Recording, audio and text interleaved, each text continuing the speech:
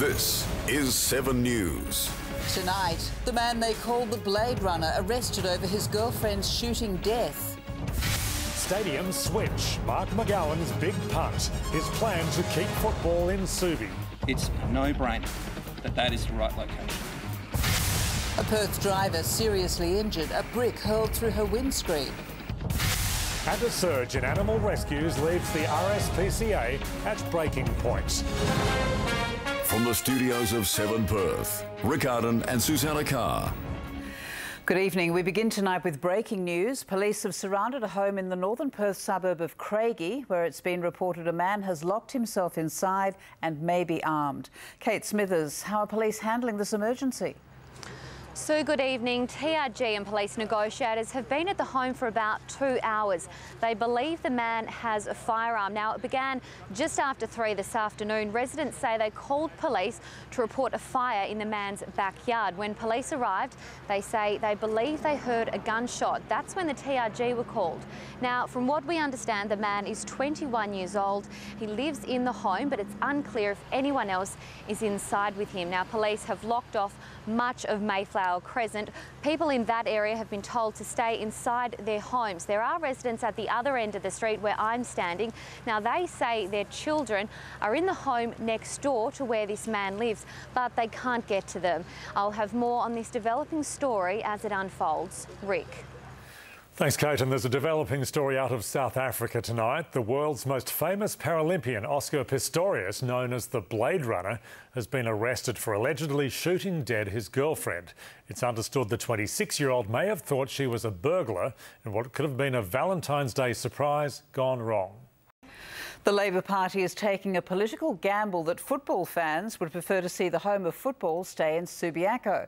Mark McGowan says he will ditch the Burswood site and build a new stadium on Kitchener Park if he wins the March 9 state election. Political editor Jeff Parry reports. A Bayswater woman is in hospital tonight with serious head injuries after a brick was thrown through her windscreen. Police have now launched an operation to target people who throw rocks and bricks at moving cars. Alexis Donkin reports. 3 homes have now been confirmed destroyed in yesterday's bushfire near the southwest town of Greenbushes. Among the losses was a heritage-listed homestead built around 150 years ago. Its owner is on his way home from an overseas holiday tonight to survey the damage. As the smoke began to clear today, the scale of the damage was revealed. 3 homes destroyed, among them the heritage-listed Southampton homestead. Owner Jeff Powell was on holiday in England. He was told over the phone last night that the home he'd only just finished renovating was gone. Yeah, it's just so devastating. Such a beautiful, peaceful place to have this happen. As the fire continued to rage last night, there were serious concerns for the nearby town of Greenbushes, population 300. Firefighters went door to door, strongly advising residents to consider leaving.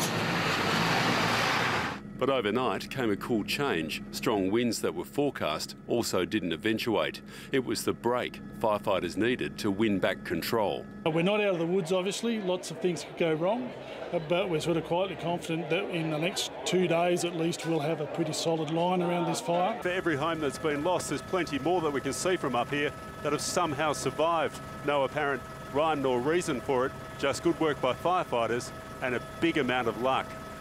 The fire was one of several sparked by lightning on Monday. At a town meeting today, residents vented frustration over communication issues, but the overwhelming emotion was relief their town had survived. There are people out there putting their lives on the line for us and our homes, and I'm just extremely thankful for that. Grant Taylor, 7 News.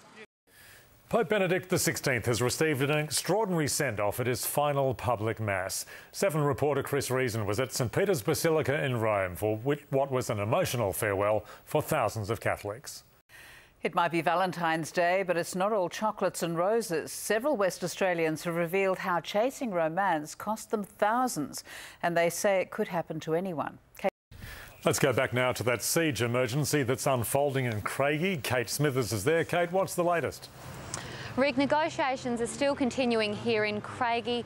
It's been over 3 hours since residents first reported the man behaving erratically. Now, it's still unconfirmed if the man has a firearm or not, but police aren't taking any risks. They've blocked off Mayflower Crescent. Residents can't get to their homes, and those that were already here must stay inside. Now, we understand the man is 21 years old. He lives at the home, but it's unclear if anyone else is inside. Sue.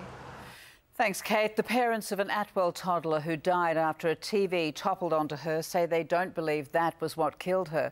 2-year-old Jasmine Camilleri died on Monday after she climbed up a television cabinet and fell back onto the ground, hitting her head. Her parents have confirmed it was a flat-screen TV that fell onto her. They say doctors have told them the fatal injuries were caused by Jasmine's head hitting the tiled floor. The federal government has revealed it was told 2 years ago about the suicide of an Australian spy in an Israeli prison. It was initially claimed our authorities had no knowledge, adding to the mystery of the man's secret of death. There's been a development in the siege in Craigie and Perth's northern suburbs. Kate Smithers has been following events. Kate, what's happened?